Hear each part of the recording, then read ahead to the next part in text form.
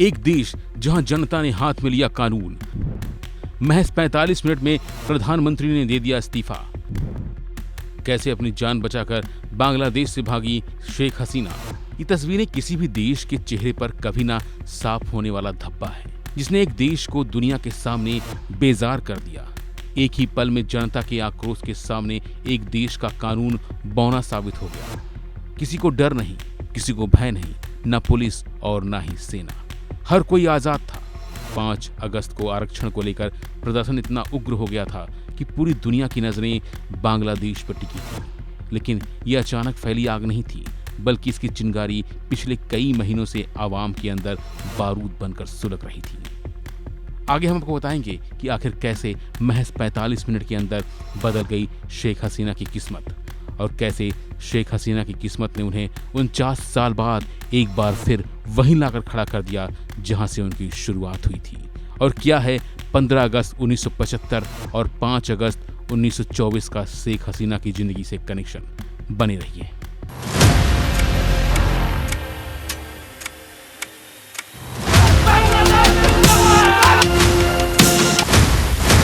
We want justice!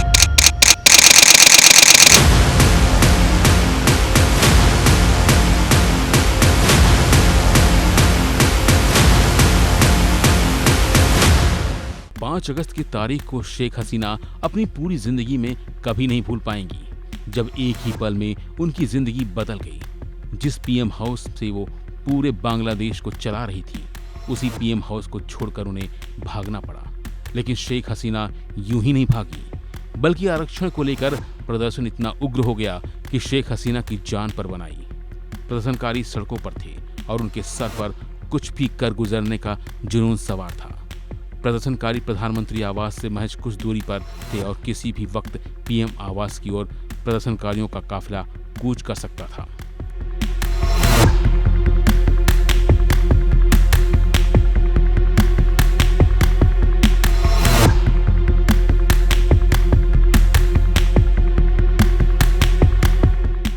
ऐसे में 5 अगस्त की सुबह सुबह प्रधानमंत्री आवास पर अचानक हलचल बढ़ गई।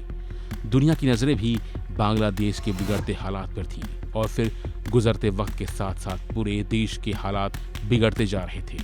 हालांकि सोमवार की सुबह तो शेख हसीना सरकार ने पुलिस और सेना को इसे साफ कर दिया कि जो कर सकते हैं कर लो। इंटरनेट बंद, सड़कों पर पुलिस और फौज की कड़ी नाकेबंदी, और शहर के बीच तक जाने वाले सारे रास्ते बंद थे। प्रदर्शनकारियों को रोकने के लिए कोई कोर कसर नहीं छोड़ी गई, मगर तब भी भीड़ मानने को तैयार नहीं थी। ऐसा लग रहा था कि जैसे शेख हसीना को सत्ता से बेदखल करने के लिए सर पर कफन बांध कर निकली हो। लेकिन हसीना हर कीमत पर प्रदर्शन को रोकना चाहती थी।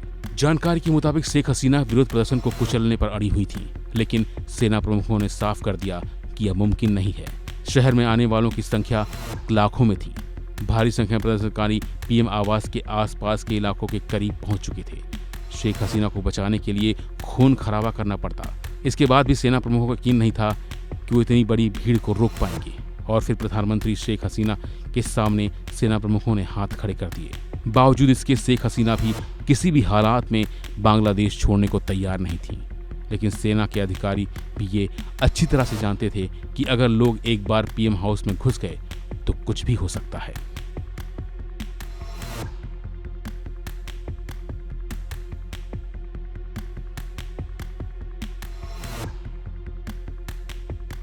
लिहाजा वो शेख हसीना को देश छोड़ने के लिए मनाते रहे, लेकिन वो नहीं मानी। और फिर आर्मी चीफ जनरल वकार उज जमान ने वर्जीनिया में रहने वाले शेख हसीना के बेटे सजीव वाजेद को फोन किया और अपनी मां को समझाने को कहा, जिसके बाद शेख हसीना देश छोड़ने को तैयार हो गई।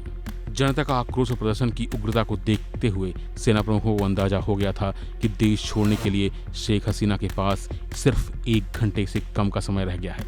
लिहाजा तुरंत किसी तरह शेख हसीना को पीएम हाउस से निकालकर सेना की बख्तरबंद गाड़ियों में बिठाया गया और वो सीधे हेलीपैड पहुंच गई। इसके बाद वो मिलिट्री एयरक्राफ्ट से बांग्लादेश से रवाना हो गई और फिर दिल्ली पहुंची। लेकिन इस पूरे वाकये में शेख हसीना के जहन में शायद 15 अगस्त 1975 के दिन की वो यादें ताजा हो गई होंगी।